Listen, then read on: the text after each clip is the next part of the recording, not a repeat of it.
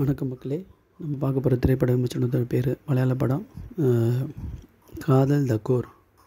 காதல்ன்றது அப்படின்னா என்ன அப்படிங்கிற ஒரு டெஃபினேஷன் தான் இந்த படத்தோட இது. தீர்க்க முடியாத அவங்கள விட்டு அவங்களோட பிரச்சனையை ஒருத்தருக்கு ஒருத்தர் சால்வ் பண்ணிக்கிறது, இல்லை ஒருத்தரோட ஃப்ரீடமாக இருக்கிறது அப்படின்ற மாதிரி வரும்.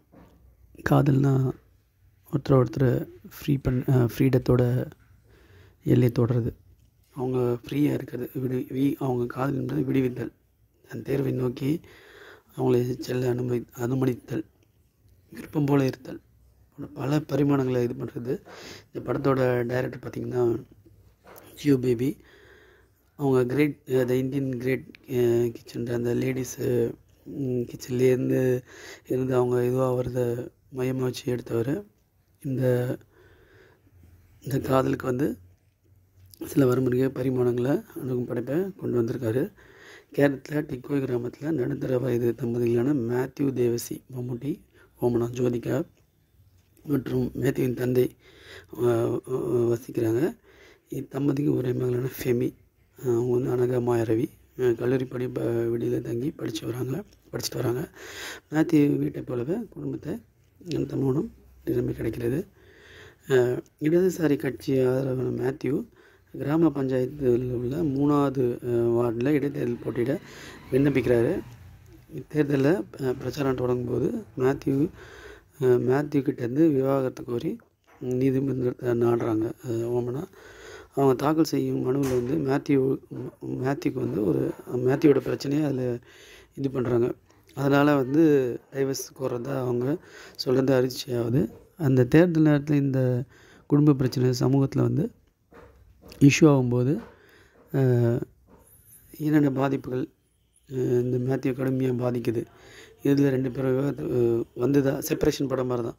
விவாகரத்து வந்ததா இல்லை தன்னோட பிரச்சனையால் மேத்யூ தேர்தலில் வின்னானரா இல்லையான்றது தான் படத்தோட கதை. இந்த ஆதர்ஷ் சுகுமார் பால்சன் கரியாவின் எழுத்து படமாக ஆக்கியிருக்காரு ஜியோ பேபி. சென்சிட்டிவான இந்த கதையை பார்த்திங்கன்னா ஸ்க்ரீன் பிளேயில் உள்ள இந்த மூமெண்ட்டை பார்த்திங்கன்னா ஃபுல்லாக சினிமாட்டோகிராஃபி தான் அதை தாங்கி பிடிச்சிருக்குன்னு சொல்லலாம். தாங்கி பிடிச்ச கதை பார்த்திங்கன்னா அப்படியே மெல்லியில் நவரும். இப்படி நவர இது தான் பார்த்திங்கன்னா இந்த படத்தோட கதை. இந்த ஒவ்வொரு சீன்லேயும் நம்ம ரொம்ப கேர்ஃபுல்லாக பார்க்க வேண்டிய படம். ரொம்ப ஸ்லோ இதில் அப்படியே டெம்போ ஏற்றிட்டே போவாங்க. அந்த படம் எடுத்த இதுவாக இருக்கட்டும், ஃபஸ்ட் ஹாஃபாக இருக்கட்டும், செகண்ட் ஹாஃபோட அந்த ஒரு இது இருக்கும் பார்த்திங்கன்னா இந்த சினிமாட்டோகிராஃபியோட இதை நீங்கள் அப்படியே நம்ம உணரலாம். வசனமாக போகாமல் இந்த இன்ட்ரோல் பிளாக்கில் ஒரு ஷாக்கிங் இது வரும். அதை ரொம்ப அசால்ட்டாக அப்படியே இது பண்ணியிருப்பாங்க. அதுவாக இருக்கட்டும், எல்லாமே பார்த்திங்கன்னா ரொம்ப மைல்டாக ட்ரீட் பண்ணியிருப்பாங்க. சகிப்புத்தன்மையோடு வாழ்கிறது வாழ்க்கை இல்லை அப்படின்றது இந்த கதையோட மெல்லிய இழம். அதை மட்டும் நம்ம அதை வாட்ச்மேன் கல்யாணம் ஆனால் எல்லாம் சரியாடா அப்படின்றதெல்லாம் பார்த்திங்கன்னா ப்ராக்டிக்கல் இதுவாக இருக்காது. ஸோ இது ஒரு மம்முட்டி அவ்வளோ பெரிய ஒரு சூப்பர் ஸ்டார். அவர் இது மாதிரி ஒரு பாத்திரத்தை ஏற்று நடித்தது ஒரு வித்தியாசமான ஒரு படத்தோட இதுதான் சொல்லணும். ஜோதிகாவோட ஒரு ஆக்டிங் மூமெண்ட்டை பார்த்திங்கன்னா ரொம்ப எக்ஸலண்ட்டாக அவங்க பண்ணியிருக்காங்க. ஸோ இந்த படத்தை ஒரு ஃபேமிலி